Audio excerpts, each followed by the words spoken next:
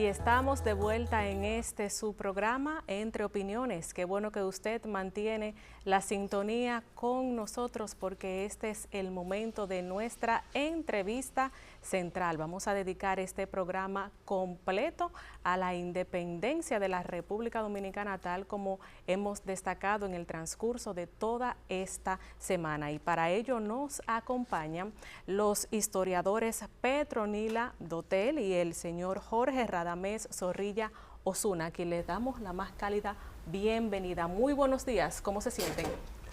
Bueno, muy buenos días, muy buenos días. Yo estoy muy alegre por estar aquí al lado de Petronila Dotel. Dotel de Neiva, ¿verdad? Barahona. Ah, de Barahona. Sí, pero casi igual. ¿Cómo se siente, señora Estamos Petronila? muy bien, estamos muy bien. Estamos muy contentos de estar aquí porque mañana se celebra un día muy grande para todos los dominicanos, que es el Día de la Independencia.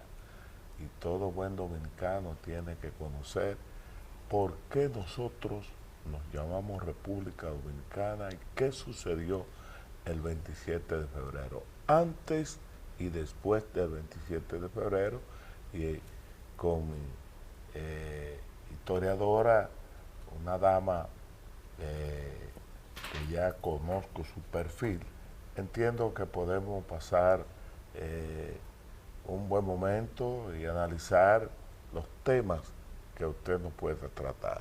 Así es, vamos a iniciar justamente así, conociendo qué fue lo que impulsó esa independencia de la República Dominicana. Señora Petronila. Gracias. Primero agradecer la oportunidad de estar en este medio y compartir con usted, señor Osuna. Bueno, realmente cuando uno habla de la independencia, uno siempre piensa en el 27 de febrero. Pero para poder nosotros ser independientes, se supone que hay que tener un grupo de personas y esas personas habitar un determinado espacio. Y esas personas que habitan ese espacio, un territorio, que es el que van a independizar, tuvieron un proceso. O sea, la independencia nuestra no se puede encasillar solamente en lo que pasó el 27 de febrero, porque lo que pasó ese día fue resultado de un proceso de acumulación. Primero hubo que forjar el sentimiento de pertenencia a un territorio.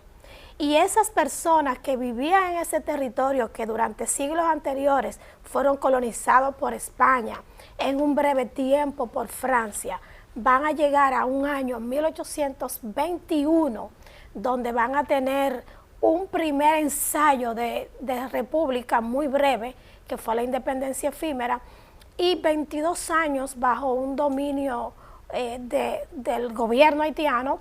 Y entonces en 1844 sí habían condiciones maduras para lograr coronarse con la independencia. Entonces, es como decir, el 27 de febrero, que es la fecha gloriosa, que es la fecha síntesis, pero esa síntesis del 27 de febrero estuvo encaminada por esos factores. Primero, crear el sentido de pertenencia, concebirnos como nación, y luego que ya teníamos esas condiciones de sentirnos parte de un colectivo y ver esos factores inmediatos. Para mí el factor inmediato que logró madurar la idea de nación, de identidad y de independencia fueron esos 22 años del dominio haitiano, porque ahí los dominicanos se dieron cuenta de que sí, ya tenían la capacidad de salir de cualquier yugo, porque la concepción de nuestra independencia no se limitaba a salir del dominio haitiano. El proyecto de los trinitarios implicaba una separación, una independencia, pero la creación de una república. Y la creación de una república en esos momentos implicaba la formación de un Estado bajo los lineamientos de las ideas liberales y democráticas. Entonces eso implica que el proceso tenía dos vertientes bien claras: la independencia, la creación del Estado, y la creación del Estado implicaba asumir medidas liberales en una sociedad que no no estaba muy preparada para eso. O sea que la idea de la independencia implicaba un proceso interno de transformación de la sociedad dominicana y asegurar entonces un Estado garantizador de ese logro inmediato que fue en 1844 salir del dominio haitiano. Cuando hablamos de la influencia de nuestros patricios en este proceso, ¿cuáles podemos nosotros destacar esos elementos esenciales en aquella época que lo hicieron a ellos para que nosotros podamos tener esta República Dominicana libre e independiente? Podemos iniciar con usted. Al escuchar a la doctora Dotel, que hace una introducción de cómo se logró el 27 de febrero, siempre tenemos que tener bien claro de que compartimos una isla que tiene 76.000 kilómetros cuadrados. Esa isla que nosotros adoramos, que fue descubierta por Colón en el año 1492 y que le puso el nombre de la isla Española. Los imperios siempre han estado muy pendientes a lo que ha sucedido en la isla y esos imperios han tenido una lucha para tener control de la misma. Me refiero al imperio inglés, español, francés y también el imperio norteamericano. Han tenido el deseo de tener control de la isla. El vecino país de Haití es el primer país que logra independizarse en América después de los Estados Unidos. Su independencia fue de Francia el 1 de enero del año 1804. Hay una figura que nosotros los historiadores siempre tenemos que mencionarla, que fue Toussaint Louverture, porque fue Toussaint Louverture el que tuvo la visión para desafiar a Napoleón. Sí. Al desafiar a Napoleón, Napoleón lo mandó a buscar y lo hicieron preso, lo llevaron allá a Francia y muere en la cárcel Fort de Job. Pero ¿qué pasa? Que él tuvo un lugarteniente llamado Dessalines, porque fue la primera constitución del año 1801 del emperador Toussaint Louverture establecía de que la isla era una indivisible, de que la isla le correspondía, de que ellos buscaban, los haitianos buscaban la independencia de la parte oeste y de la parte este de la isla completa. Y en esa constitución y en la constitución del 16 siendo la de mayor del pueblo importancia, haitiano, siempre ellos han pensado así. Ahora, ¿qué sucedió? Ellos no lograron tener el control de la isla hasta el año 1822. Es en el año 1822, específicamente el 9 de febrero, cuando llega Boyer y Núñez de Cáceres le entrega la llave, porque no hubo combate. Es decir, cuando Boyer llega, Boyer unifica la parte norte y la parte sur de Haití, porque ellos en el sur estaba Petion y en el norte estaba Henry Christopher. Entonces, al unificar la parte oeste, tiró la visión hacia acá y llega en el año 1822 y obtiene control político, militar, económico de la isla. Esos 22 años fueron 22 años de amargura, porque muchas personas emigraron de la parte este, se fueron para Venezuela, se fueron para Puerto Rico, se fueron para los Estados Unidos, porque nunca entendían que podíamos estar bajo el dominio haitiano. Ahora, durante esos 22 años, muchas personas estuvieron, aquí tuvimos un diputado, ¿verdad?, como fue el caso de Buenaventura Báez, que fue diputado de la dominación haitiana, y otros diputados. Entonces, hubo una visión de un grupo de jóvenes que entendieron que bajo la dominación haitiana se podía buscar la separación. Y es ahí donde precisamente entra la figura del faro de luz de todo buen dominicano, Juan Pablo Duarte. Es Juan Pablo Duarte junto a 8 trinitarios, luego se agregaron más, pero el juramento del 16 de agosto del año 1838 fue de Duarte y 8 compañeros más, y ahí juran darle forma al proyecto República Dominicana, de cómo iban a ser los colores de la bandera, del color rojo, del color azul, de la cruz blanca, del escudo, de cuál iban a ser la palabra sacrosanta que iba a tener ese escudo, Dios, patria y libertad, porque Duarte fue un hombre cristiano. Duarte fue temeroso del Señor. La única nación del mundo que tiene el libro de las Sagradas Escrituras abierto en Juan 8:32 en su escudo, donde dice, y conoceréis la verdad, y la verdad os no hará libre, es precisamente nuestro país. Por eso nosotros somos un país bendito. Ahora, para llegar al 27 de febrero, como dijo la doctora Dotel, fue una tarea difícil. Se hicieron un esfuerzo extraordinario, donde precisamente las figuras fundamentales, Duarte y los trinitarios, Sánchez tuvo que fingir su muerte. Claro. Y el propio Duarte tuvo que salir hacia el exilio, acompañado de Pina y de Pérez. ¿Por qué?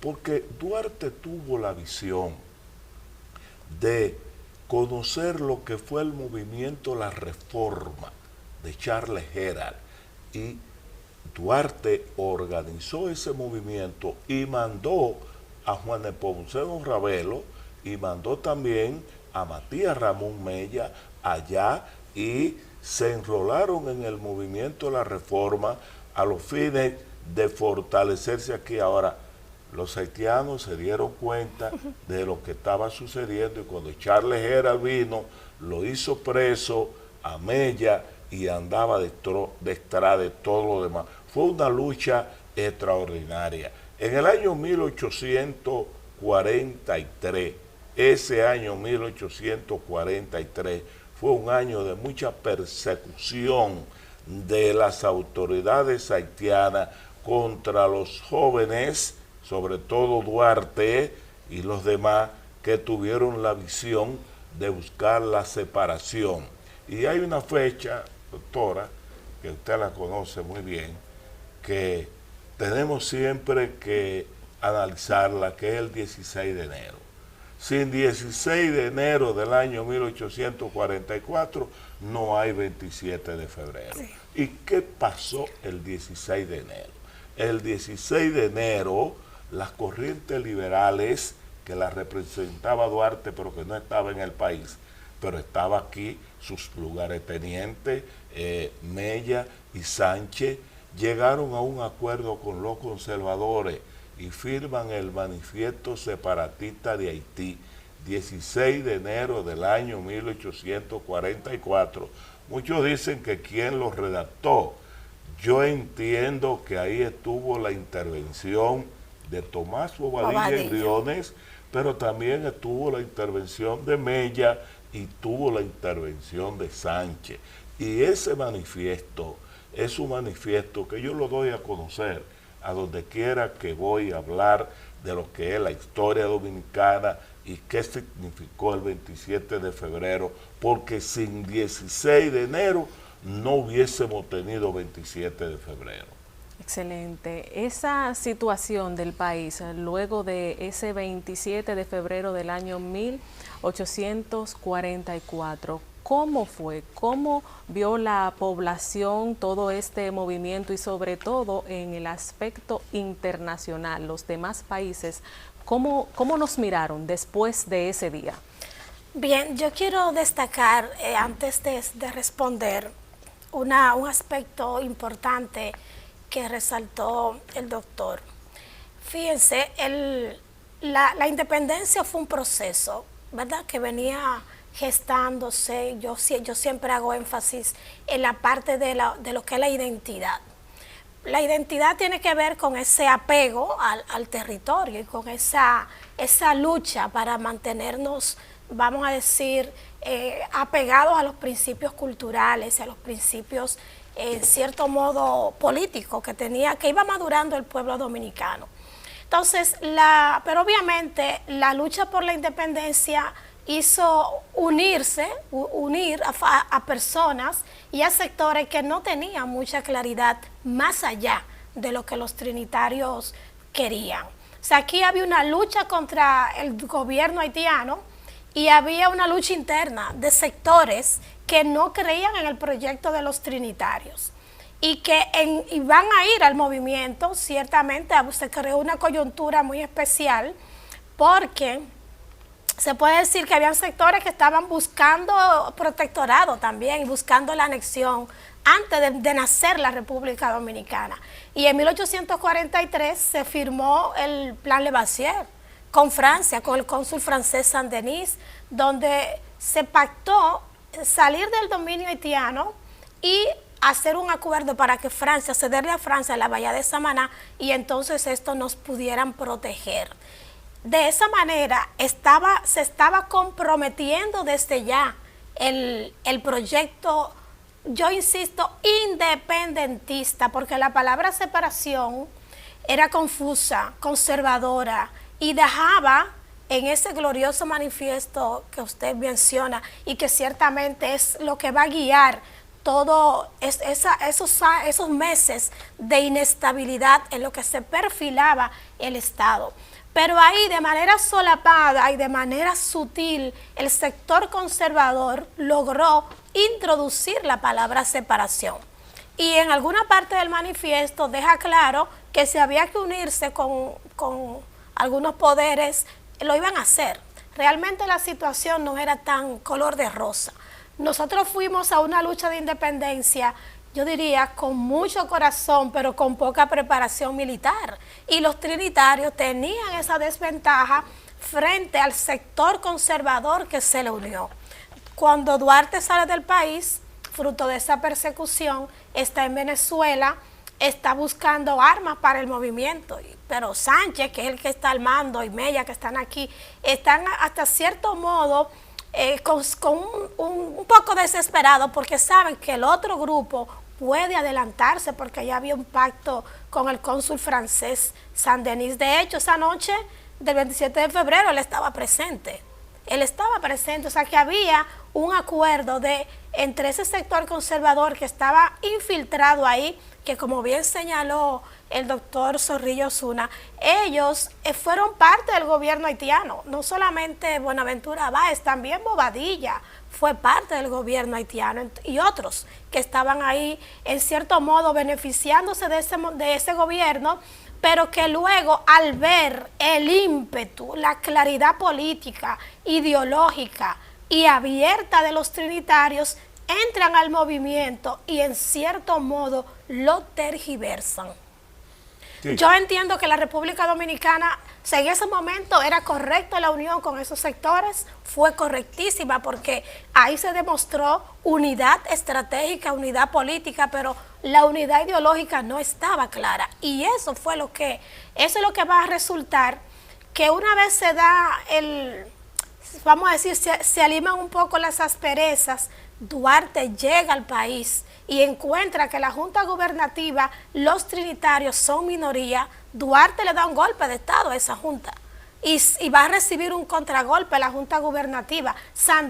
Pedro Santana toma el mando de la Junta Gubernativa, se redacta la primera Constitución inspirada en ese manifiesto del 16 de enero, pero se tergiversa. ¿Cómo se tergiversa? Porque Santana obligó a insertarse el artículo 210, donde él se abrogaba poderes dictatoriales. Y ese artículo 210 fue aplicado de manera muy personalista y fue la cuna del estilo autoritario que se le imprimió al Estado dominicano y sirvió para desplazar a los trinitarios. A los trinitarios, a Duarte, a Sánchez y a Mella, se les declaró traidores de la patria y se les desterró a perpetuidad. Y ustedes saben lo que implicó eso, que 16 años, 17 años después, el sector atero, dirigido por Pedro Santana, anexó la República Dominicana a España. Entonces nosotros perdimos la independencia porque desde los primeros momentos los trinitarios perdieron el control y el sector conservador, que tenía la fuerza militar, que tenía su ejército, vamos a decir, propio, porque eran campesinos, que se sumaron a la lucha, yo entiendo, con la claridad de que querían una patria libre, pero los dirigentes de este movimiento no tenían esa claridad, porque los que sí la tenían, que era Duarte, que era Sánchez, que era Mella y otros, fueron desplazados, y los que se quedaron con Santana, muchos de ellos quedaron luego siendo embajadores y buscadores de la anexión, porque este país que acababa de nacer, la República Dominicana, hay que reconocer que tenemos nosotros una posición estratégica excelente en el Caribe, y que España, que en sus años de colonialismo o de dominio de la isla no tuvo la debida responsabilidad de atender a su primera colonia, que la dejó abandonada en muchísimos momentos, tampoco la soltaba. Y entonces era estratégico para España tener el control, pero también estaba Francia, como bien mencionaba el doctor, pero estaba Inglaterra. Y no estaba Estados Unidos todavía, pero sí más adelante llegó. Claro. Y eso es tan patente que en la Segunda República nosotros vamos a caer en manos económicamente, políticamente y culturalmente de Estados Unidos. Es decir, que nosotros, nuestra independencia nos marca, pero las gravitaciones que tenían las potencias imperialistas eran muy, muy patentes. Y lo peor, eran los sectores dominicanos que estaban a favor de esas anexiones. Es decir, los que tomaron el control del Estado no creían en la capacidad del pueblo de autogobernarse. Y la política exterior de esos gobiernos, que estuvieron encabezados básicamente por Santana y Buenaventura Báez, su política exterior fue totalmente anexionista. Y la buscaron desesperadamente y la lograron en 1861. Señora Petronila y señor Zorrilla, interesante conversación la que estamos teniendo, pero tenemos nosotros ahora que irnos a una breve pausa. Al regreso pues seguiremos hablando de este tan interesante tema, la independencia de la República Dominicana, así que ustedes no se muevan.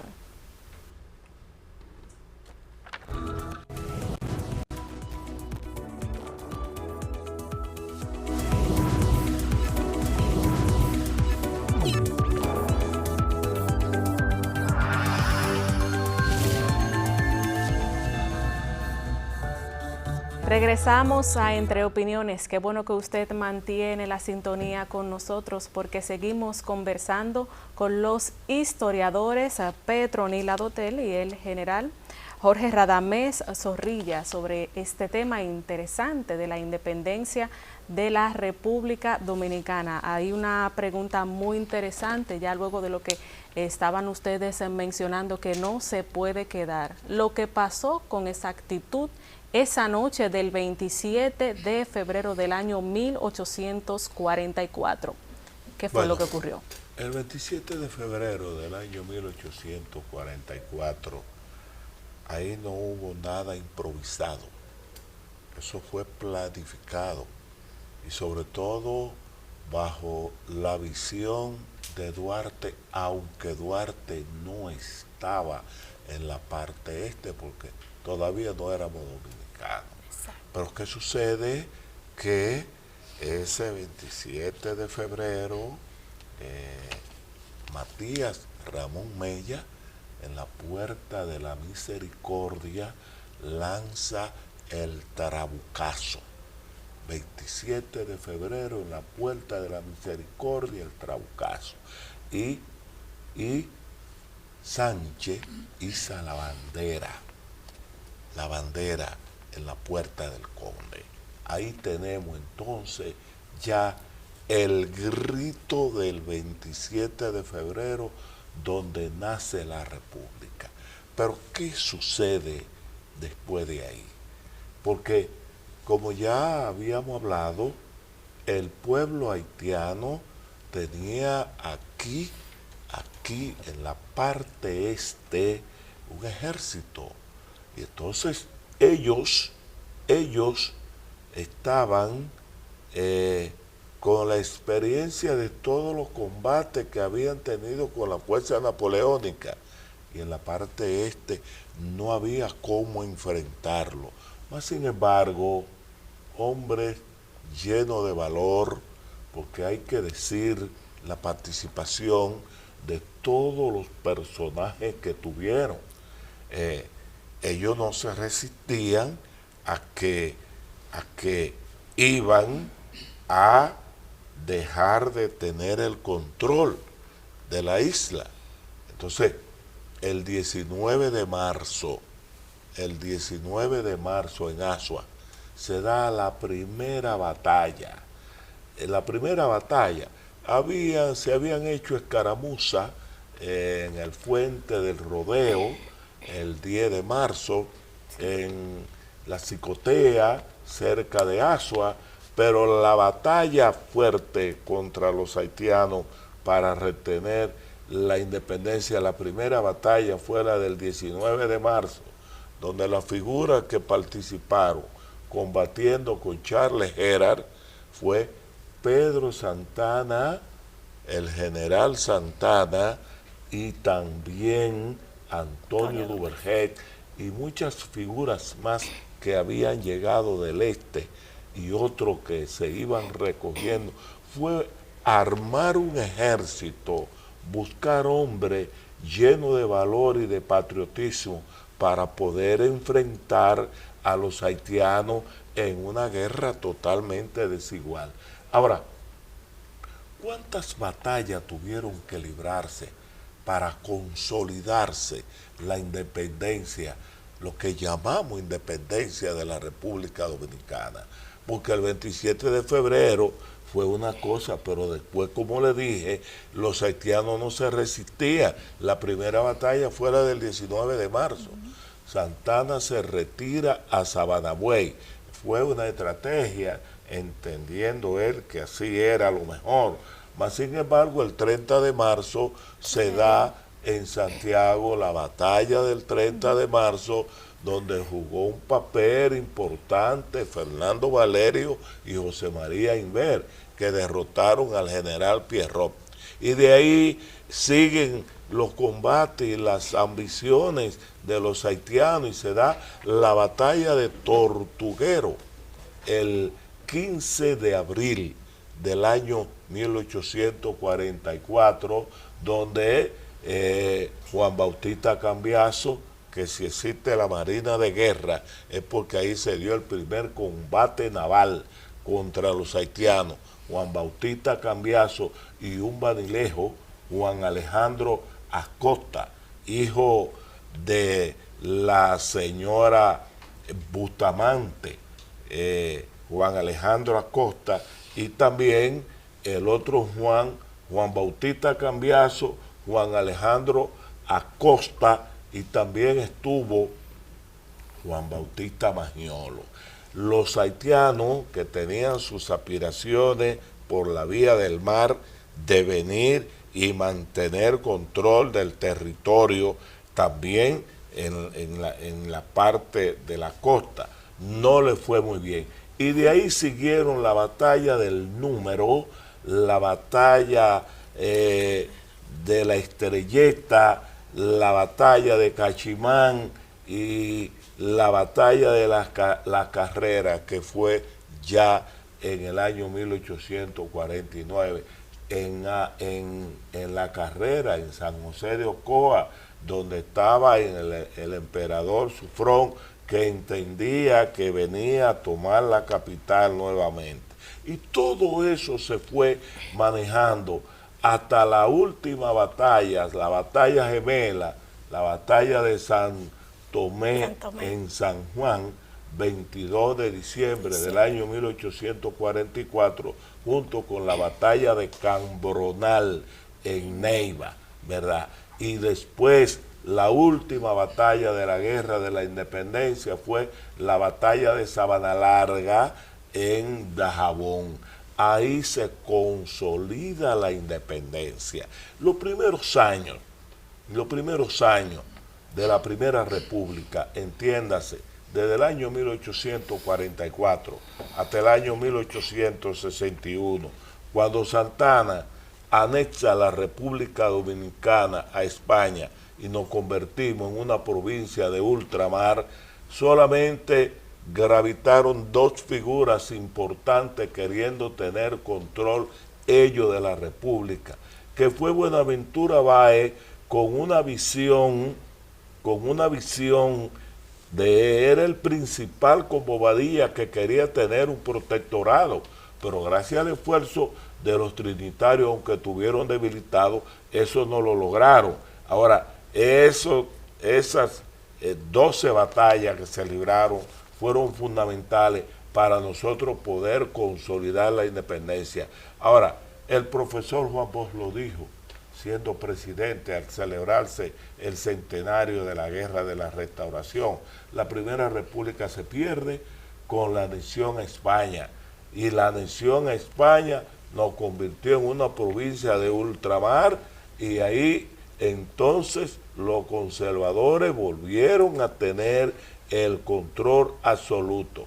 Eso trajo un proceso que conocemos como la Guerra de la Restauración. Señor Zorrilla, nosotros destacamos mucho el aspecto de todos estos hombres valientes que lograron este proceso de la independencia de nuestro país, pero también hay que tocar el tema de la mujer, que yo sé que es uno que a usted en particular, profesora, le interesa muchísimo, porque también hubo una participación muy importante de nuestras mujeres en esa época. Gracias. Antes de hablar de la participación femenina, yo quiero, con todo respeto, hacer un aporte a la exposición del doctor Zorrilla. Mire, lo que pasó el 27 de febrero se dio de manera tan planificada que ahí en la Puerta del Conde había un oficial haitiano llamado Martín Girón. Y este tenía acuerdo con los trinitarios. Y quiero destacar eso porque usted mencionó que en el movimiento de la Reforma Duarte mandó a 2 trinitarios. Los dominicanos, en este caso el grupo de la Trinitaria, los trinitarios, tuvieron que pactar también con el sector haitiano que estaba en contra de Boyer. Porque de Boyer no solamente había una parte, los diputados del Congreso haitiano se van a oponer a Boyer, y esa coyuntura la aprovecha Duarte y manda a los trinitarios. Y aún parece que esa alianza siguió con el sector liberal de Haití, de los que protestaban contra Boyer, que la noche del 27 de febrero, ahí el oficial Martín Girón fue que le dio entrada a nuestros trinitarios. Y eso denota la cierta unión que había en este proceso independentista. Esa misma noche, también quiero hacer un aporte que no con ánimo de contradecir, pero nosotros hay que aclarar también al pueblo dominicano que el pueblo haitiano no ocupó a la República Dominicana. Fue el gobierno de Boyer, la élite haitiana de ese momento. Y lo hizo con una visión insular de tipo político, militar y geopolítico para el gobierno de Boyer, que unificó las 2 partes del territorio haitiano.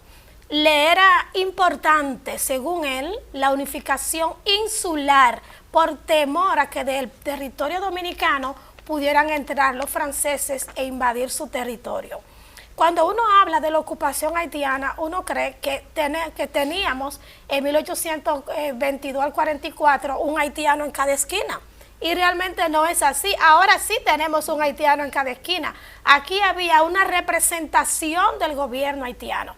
Y se ve que esa representación militar no era tan grande.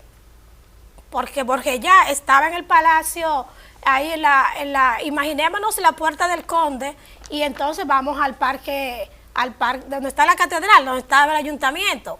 ¿Usted se cree que si aquí hubiera un gran ejército haitiano, usted cree que un pueblo que no tenía luz, una ciudad pequeña, no se iba a notar el alboroto que tenían los jóvenes en la Trinitaria? ¿O no pudiéramos decir que en cierta manera ellos sabían del movimiento y dejaron que ocurriera? Porque si era un ejército haitiano numeroso que había aquí el 27 de febrero, no se da eso. Entonces es bueno hacer esas aclaraciones porque nuestra independencia en esa primera etapa tiene en algunos de los sectores haitianos cierta aceptación, porque ellos tienen contradicción también allá en el gobierno. Ahora, aquí estaba presente el cónsul francés Saint-Denis. No es un indicador de esa cierta componenda, porque lo que querían los conservadores era dar el paso de la separación, para entonces, una vez tener acuerdo con los dominicanos, lograr el control insular, porque Francia quería el control de la isla, por razones políticas y por razones estratégicas y por razones también económicas. Y esa noche quiero destacar que también ahí había mujeres. María Baltasara de los Reyes estuvo presente, fusil en mano, defendiendo y vigilando lo que pasó esa noche. Hizo guardia desde la Puerta del Conde hasta el río Sama. O sea, la independencia en todas sus etapas, en esa etapa preparatoria, por ejemplo, para que se dé la independencia hubo que crear la Trinitaria. Y la Trinitaria se creó en casa de doña Chepita, una mujer que tenía 2 de sus hijos en ese movimiento. Y no solamente que ella prestó su casa, sino que estuvo vigilando. O sea, yo digo, la patria nació bajo la vigilancia de una mujer. Y todos esos hombres que estaban en la Trinitaria eran hijos, o eran hermanos, o eran novios, o eran amigos de mujeres. Y tenemos el caso de, por ejemplo, Rosa Duarte, que ella estuvo tan presente que todos los que sabemos, o gran parte de las informaciones que sabemos de esa noche y del proceso completo, se lo debemos a los escritos que ella hizo cuando fue su familia expulsada del país en Venezuela, tuvieron que irse la familia Duarte. Entonces, Rosa Duarte constituye para nosotros los historiadores una fuente de primer grado, primera mano, fuente primaria número 1, para poder el historiador más o menos interpretar lo que pasó. El historiador no puede interpretar de manera concreta lo que pasa, lo va interpretando con los datos que va asumiendo con la fuente primaria. Y ahí Rosa Duarte es número 1. Sin embargo, el reconocimiento no se le da porque la participación de la mujer en la independencia es una participación omitida, porque de la independencia se resalta mucho lo militar. Pero ¿qué tal si cuando Duarte fue perseguido por los haitianos o por el gobierno de Gerard, que vino sorprendido porque los trinitarios se deshacieron esa unión, María Baltasara de los Reyes ocultó a Duarte en su casa? Y eso es tan peligroso como tú estar en una batalla, porque ¿qué tal si lo hubieran encontrado con Duarte escondido en su casa? Entonces la mujer dominicana estuvo presente en una labor de apoyo, vigilando la fundación de la Trinitaria, haciendo teatro en las obras que hacían a través de la dramática, porque para que el pueblo se involucrara hubo que crear un mecanismo de comunicación, de difusión, y ese organismo de difusión fue la Trinitaria y la filantrópica. Nuestra bandera también. La bandera, pero regularmente se asocia a la mujer a la bandera. Lo que yo quiero decir es que más allá de la bandera, la mujer estuvo en la fundación de la Trinitaria siendo colaboradora y vigilante. Estuvo en la obra La Dramática siendo difusora de las ideas. Estuvo en el aporte económico como lo hizo Micaela, que era la esposa, Micaela de Rivera, que era la esposa de Pedro Santana, una mujer atera, rica, que quedó viuda, se casa con Santana, y su hija Froilana Febles, que eran ateras también. Estas mujeres dieron mucho dinero para comprar parte de esa flotilla de los barcos que va a conformar la Marina Nacional. Pero tenemos que decir que en esas batallas que se dieron en el sur, donde estaba Antonio Duvergé, ahí estaba su esposa Rosa Montaz de Duvergé, cocinando, lavando, curando a los enfermos, cogiendo la sábana de su propia casa para vendar a los heridos. Y en esa batalla del 30 de marzo, ahí estuvo Juana Saltitopa, nuestra coronela, cargando agua. Es decir, la parte militar estuvieron, y en esa última batalla que mencionaba el señor Zorrilla, ahí estaba en Sabana Larga una muchacha joven, Petronila Gau, que estaba también con el machete y el fusil, vamos a decir. La parte militar de la mujer no es lo más destacado, pero sí la mujer estuvo presente en esa parte de animación, en esa parte de recoger, incluso, bueno, bordar las banderas, pero elaborar los cartuchos, llevar los mensajes, prestar su casa, incluso perder a sus hijos, porque Duarte tuvo que irse del país, o sea que la familia Duarte sufrió el tener que sacrificar sus bienes, irse al exilio, vivir en pobreza y después, ¿verdad?, no poder volver a su patria como hubieran querido. ¿Sabe lo que pasó con Rosa Montaz de Duvergé? Que Pedro Santana le fusiló al esposo y al hijo, y esta mujer quedó viuda, sin nada, y luego se le negó una pensión cuando fue necesario socorrerla. Y dentro de todas esas mujeres, no podemos dejar de mencionar a María Trinidad Sánchez.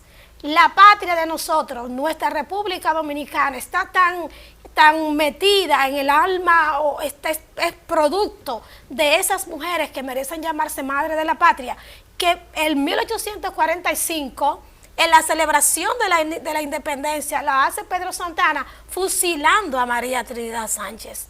¿Y por qué la fusila? Porque ella no era una simple mujer que estaba apoyando la lucha. Ella era parte de un movimiento conspirativo para derrocar ese gobierno de Santana. Santana se entera, la apresa, a ella y al grupo que estaba ahí, y le pide a ella que traicione a sus compañeros, que diga cuáles eran los demás. Y ella dijo que no. Y no lo denunció. Y déjame decirte que la muerte de María Trinidad Sánchez fue una muerte en cierto modo para obligarla a hablar. Antes de, cuando se van al paredón de fusilamiento, caen los hombres primero y ella después. Porque lo que Santana quería era perdonarle la vida a cambio de que ella delatara a sus compañeros. Así que la mujer, y con ella digo, la independencia fue fruto del pueblo dominicano. Y el pueblo dominicano está compuesto por hombres y mujeres, y cada uno participó según lo que la sociedad del momento le permitía. Las mujeres no eran ciudadanas, éramos parte del pueblo, y ahí estuvieron presentes en la labor que el pueblo o la sociedad de ese momento le permitió, llevando mensajes, cocinando, animando a los patriotas, representando las obras teatrales, elaborando cartuchos, dando dinero si había que darlo, mandando ganado, como el caso de las mujeres del Este. Es decir, que esta independencia fue una lucha del pueblo dominicano y una demostración de que hombres y mujeres somos importantes y que cada uno lo hacemos desde las condiciones y la disponibilidad que tenemos. Excelente aporte, señora Petronila. Nosotros vamos ahora otra vez a otra pausa comercial, pero a ustedes los invitamos a quedarse ahí porque aún queda más aquí en Entre Opiniones.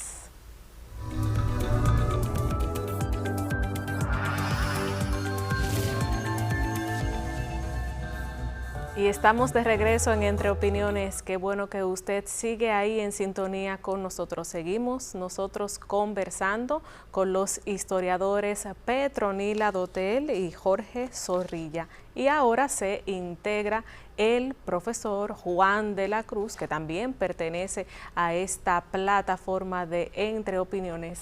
Don Juan, ¿cómo se siente? Súper agradecido de la presencia tanto de Petronila como del general Zorrilla Osuna, que nos hemos dado un banquete, ¿verdad?, con todas esas opiniones, informaciones que ellos han compartido con nosotros, pero creo que ahora debemos ir un poquito ya a vincular todo ese proceso, ¿verdad?, del pasado con el presente, que podamos opinar de cómo se vincula ese proyecto de independencia que Duarte, Sánchez, Mella y todas las madres de la patria, como nuestra amiga Petronila indicó en el segmento anterior, con lo que fueron mujeres tan destacadas como Chepita Pérez de la Paz, como María Trinidad Sánchez, que fueron, y Rosa Duarte, verdaderas madres de la patria. Ella, claro, con ella nació la patria también. Sí. Así que vinculemos eso al presente. ¿Cómo lo vinculamos? Yo creo que sería importante, y que dicho sea de paso, yo vivo dando charlas, conferencias en todos los rincones de la geografía nacional, en todos los liceos, en todas las escuelas públicas, colegios, porque lo que sucedió en la guerra de la independencia y la guerra de la restauración, que es otro tema que podemos venir a analizarlo más adelante, claro. La presente y futuras generaciones tienen que conocerlo. Y si no hay una forma de difundir esas ideas, que siempre digo que desde el Ministerio de Educación tiene que crearse las condiciones y hacer la planificación para preparar el profesorado. Si no hay profesores preparados que conozcan la historia, entonces no vamos a poder tener a los jóvenes que son el presente y el futuro con los conocimientos de lo que realmente sucedió para nosotros hoy llamarnos dominicanos. El amor a la patria, la defensa de los símbolos, ¿verdad?, del escudo, de la bandera, del himno, eso tiene que ser de primera, señores, porque se han ido perdiendo esos valores.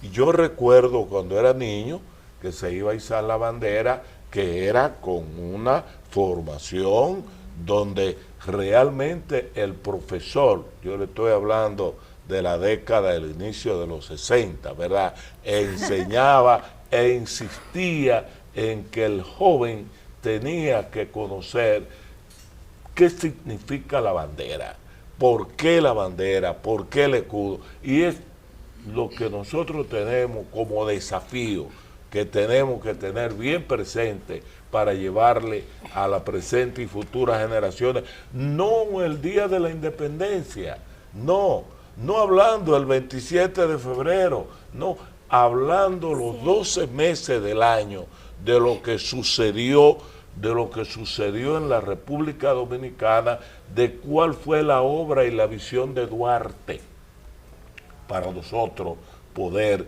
llamarnos República Dominicana, lo que hicieron las mujeres, como dice Petronila, esa labor de las mujeres que estuvieron al lado de sus esposos, pasando sacrificios, muy sacrificadas, señores. Solamente hay que saber cómo hay que caminar del Ceibo al sur. Claro, claro. ¿Cómo íbamos a llegar del Ceibo al sur? ¿Qué teníamos? ¿Qué sucedió en todos esos días difíciles que tuvimos para consolidar la independencia del pueblo dominicano? Yo quiero agregar, mira, nosotros, el país, el Estado dominicano tiene que hacer, para poder conectar con la juventud de hoy, una conexión entre el simbolismo y el beneficio de ser dominicano.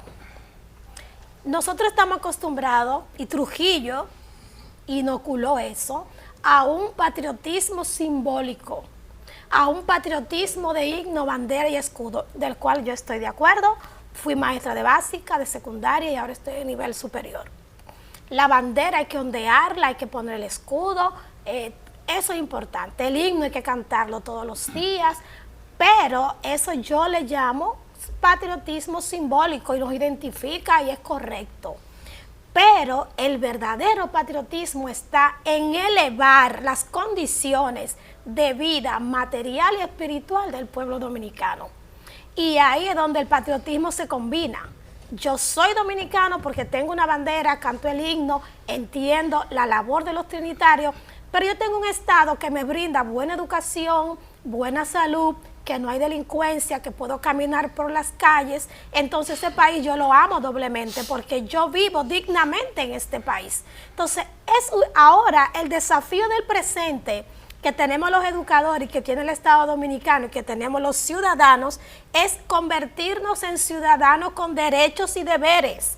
Y mis derechos tiene que garantizármelo el Estado. Entonces, a esa educación patriótica hay que combinarla con elevar las condiciones de vida del pueblo para que la gente se quede aquí, viva bien aquí y ame lo que se hizo. Si yo soy partidaria de combinar las celebraciones patrias, acompañarla de todo un proceso de salir de la pobreza, de salir de las condiciones de calamidad, combinar el patriotismo de símbolos, el patriotismo de bandera con el patriotismo de condiciones de vida adecuadas.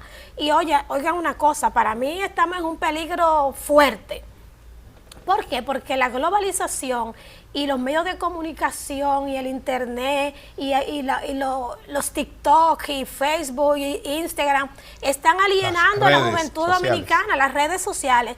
Ahí hay una desinformación de la historia. Ahora mismo cualquier persona cree que es historiador y puede hablar y puede decir cosas que desinforman. La historia es una ciencia delicada porque tú puedes asumir posiciones ideológicas desinformadoras y crear odios y crear héroes donde no hay. Entonces, hay que ser cuidadosos. La academia y los que hacemos historia tenemos hasta cierto punto que ser como curadores de esos mensajes que distorsionan. Y al mismo tiempo creo firmemente en la combinación de ese patriotismo emocional, de himno, de bandera y escudo que tanto nos identifica, a un patriotismo activo de ciudadanía comprometida que pueda sentirse bien porque tiene sus derechos garantizados y que al mismo tiempo cumple sus deberes como ciudadanos y ciudadanas. En lo que a mí concierne, yo creo que debemos también entender que la juventud nuestra, contrario a lo que piensan muchos de que está por un lado equivocado, esta juventud ha jugado y sigue jugando un rol muy importante en los últimos acontecimientos que se han dado en la República Dominicana. Una muestra de eso lo fue ese hecho de lo que fueron las elecciones del 2020, donde la juventud dio un paso al frente, donde las redes sociales no solo fueron usadas para lanzar mensajes entre ellos, sino también al país, de que era necesario un respeto a la voluntad popular, de que era necesario tener justamente que se respetaran los derechos ciudadanos, pero al mismo tiempo toda esa lucha que ha librado la juventud y el pueblo dominicano por el 4%, fue resultado de una lucha donde la juventud, junto con sus líderes, jugaron un rol determinante para que hoy podamos tener un 4% que se esté usando más adecuadamente, proveyendo desayuno escolar, proveyendo merienda, proveyendo almuerzo escolar, transporte escolar.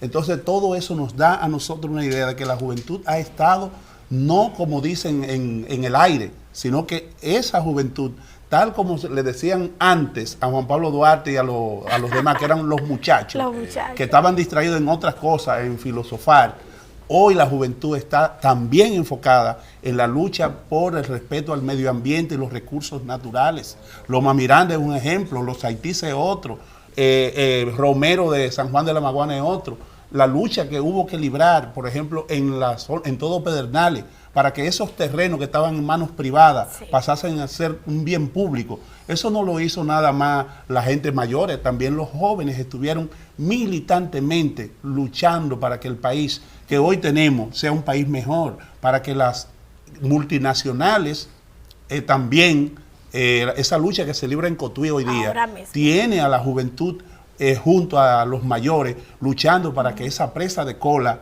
no se construya, y si se construye tenga que ser en base a un respeto a las comunidades y a sus derechos. Es decir, la juventud de hoy no es verdad que anda extraviada como muchos queremos decir. Claro, hay que fortalecer el patriotismo, hay que desarrollar procesos, como bien decía el general Zorrillo Osuna, en las escuelas, en los liceos, en las universidades. Nosotros que estamos en las aulas permanentemente, y el general que, como ha dicho, también está en las aulas invitados, ¿verdad? Como panelistas, como Experto. conferencistas, tenemos que seguir realizando esa labor de concienciación en los jóvenes, porque ellos, como Duarte decía, son el futuro de la patria y son el presente también de la patria, porque para Duarte la juventud era la que iba a completar esa obra que él había iniciado, y efectivamente la juventud está haciendo su papel. Lo que hay que profundizar ese papel que viene jugando la juventud. Sí, don Juan, a nosotros ya nos queda poquísimo tiempo, pero tenemos que aprovechar este espacio para que ustedes puedan dar un último mensaje a propósito de este programa y de esta semana que nosotros desde Entre Opiniones hemos dedicado a nuestra independencia. Iniciamos con el señor Zorrilla. Bueno, lo primero es estar muy alegre, estar con Juan y estar con Petronila, que ya hemos compartido en otras oportunidades. Yo conocí a Petronila, pero no sabía la profundidad de ella. Qué bien, una mujer. Y que quiero muchísimo el pueblo donde ella nació, que es la parte sur. Maravilla. Pero nosotros tenemos que sentirnos orgullosos de la República Dominicana, del legado de Duarte y de los trinitarios. Precisamente fueron los jóvenes los que tuvieron la visión para legarnos la República Dominicana.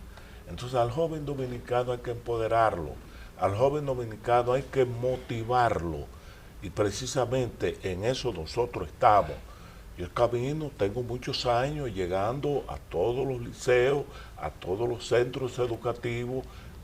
Bueno, le dedico el tiempo que sea necesario, porque ese es el joven que va a estar aquí en este espacio donde estamos nosotros hoy, dentro de 20, Claro. 25 o 30 años. De manera que estoy muy orgulloso de estar aquí compartiendo con ustedes. Estaré siempre en la mejor disposición de hablar de los temas históricos que son súper importantes, porque fíjense qué está sucediendo ahora mismo en el vecino país de Haití. Es un tema que tenemos que tenerlo vigente, porque las grandes potencias siempre han tenido el deseo de fusión. Sí. Y Duarte dijo que el pueblo dominicano y el pueblo haitiano nunca podían estar unidos. Y se lo dijo a José María Serra. Y José María Serra, que fue uno de los jóvenes trinitarios pensantes, que tenía muy buena relación con Duarte, lo escribió por allá por el año 1889.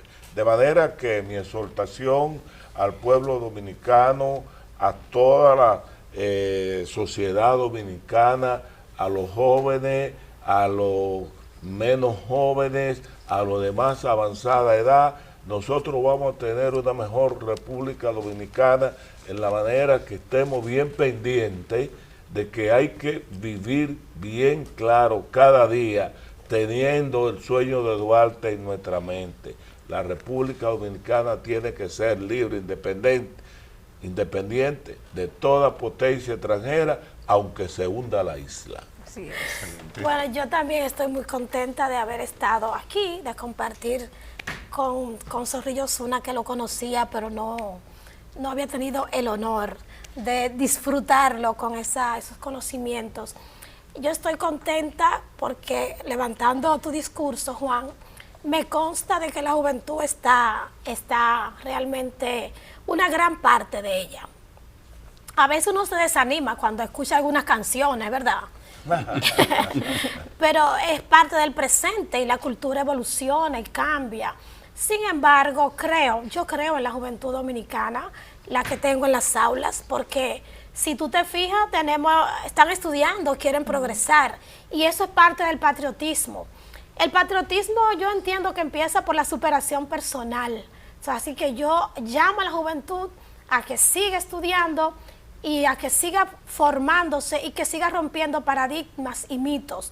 El presente de hoy nos invita a ser ciudadanos integrales y activos, hombres y mujeres, hombres que no sigan matando a las mujeres, que el machismo es dañino, es antipatriótico. Hay que tener una ciudadanía que sepa conducirse en las calles, los tapones son imposibles. O sea, cuando yo digo que el patriotismo hay que vivirlo en cuerpo y alma, es en la cotidianidad. Tenemos que ser buenos ciudadanos, solidarios, estudiosos, respetarnos en las calles, respetarnos en la vida cotidiana, porque ese es el día a día lo que va construyendo la nación. Así que seamos ciudadanos y patriotas de a pie, del día a día, estudiando, superándonos, rompiendo las barreras que nos dividen, uniéndonos más contra cualquier enemigo político, ideológico, cultural, de esos que entran que tú no te das cuenta, en las ideas. Es decir, hay que salvar el país, pero salvarlo de toda potencia extranjera, y no solamente cargar todo el dado a un grupo, a un sector, a una clase o a un país. Cualquiera persona o institución, país, ideología que amenace el Estado Dominicano, tenemos que estar prestos a defenderlo. Pero esa cotidianidad, ese día a día, ese ser buen dominicano hay que rescatarlo, y para mí es parte de ese patriotismo de a pie. Señora Petronila y señor Zorrilla, nosotros estamos muy contentos de haberlos tenido en este espacio de Entre Opiniones. Esperamos que en otra ocasión se repita, porque realmente a nosotros nos ha encantado y sabemos que aquellos que nos están sintonizando en este momento también ha disfrutado bastante todas estas exposiciones. Hemos llegado al final de nuestro programa. Muy agradecido. ¿Tenía algo que decir, señor Zorrilla? No, que lo más importante que tenemos que resaltar es que estamos siendo entrevistados por una joven. Por una joven. Una joven talentosa. Y talentosa. Gracias. Bueno, estaremos en la mejor disposición de estar aquí cuantas veces ustedes nos inviten. Por ahí vienen fechas, el 16 de agosto, etcétera, la guerra de la restauración. Nosotros tenemos que estar